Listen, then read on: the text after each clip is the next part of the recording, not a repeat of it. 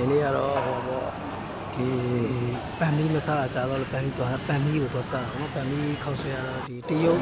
ခောက်ဆွဲခြင်းနဲ့မလေးရှားနိုင်ငံမှာဒီတရုတ်ခောက်ဆွဲခြင်းနဲ့ဖြစ်နေတာပန်မီနဲ့အချမ်းအဆာဆိုရဲအဲ့ဆိုင်လေးပါပေါ့နော်ဒီဆိုင်လေးလည်းလည်းကျွန်တော်ပြထားပါတယ်ပြီးတော့မှကော်ဖီလေးနဲ့တွဲတောက်လာတယ်ဒီနေ့ဘာမှရိုက်စရာလည်းအထူးထူးမရှိတာကြောင့်မို့ဒါလေးကိုရိုက်ပြီးတော့ကျွန်တော်တင်လိုက်ပါတယ်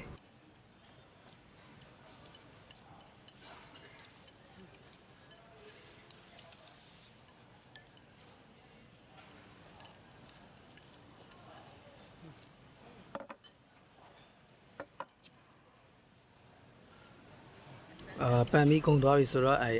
ဟိုဗာလဲကျလက်စာပေါ့လက်စာကဒီမလေးရှားမှာမြန်မာလို့ဆိုဘယ်လိုပြောမလဲအုံတို့ခေါက်ဆွနေတဲ့စင်တဲ့ဟာလေးကိုပေါ့နော်ကျွန်တော်စားမယ်ပေါ့ဟလာကျွန်တော်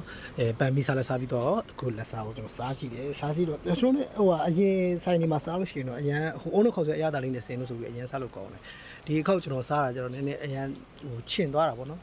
ချင်တဲ့ဘက်ကြောင့်ကျွန်တော်တိတ်မစားပြတဲ့ဘူးတစုံမစားပြကျွန်တော်ကျွန်တော်ဒီ coffee ပဲဆက်တောက်ပလိုက်တယ်ပေါ့နော်ချင်တဲ့အတန်ကိုလည်းကျွန်တော်အချင်းတကူတွေလည်းမကြိုက်တာကြောင့်လည်းပါတာပေါ့နော်တခြားတော့ပြဿနာတော့မရှိဘူးချင်းစားကြတဲ့လူရှိလို့ကြိုက်တဲ့လူရှိလို့ရှိရင်တော့သွားစားလို့ရပါတယ်ဒီဟာကတော့ဟိုပန်မီကတော့ကျွန်တော်ရဲ့ favorite မျိုးပန်မီအကြောင်းပဲကျွန်တော်ပို့ပြီးတော့ပြောပြသွားတာပေါ့နော်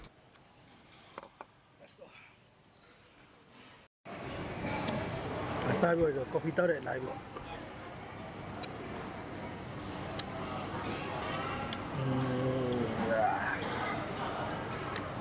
ဒီကတော့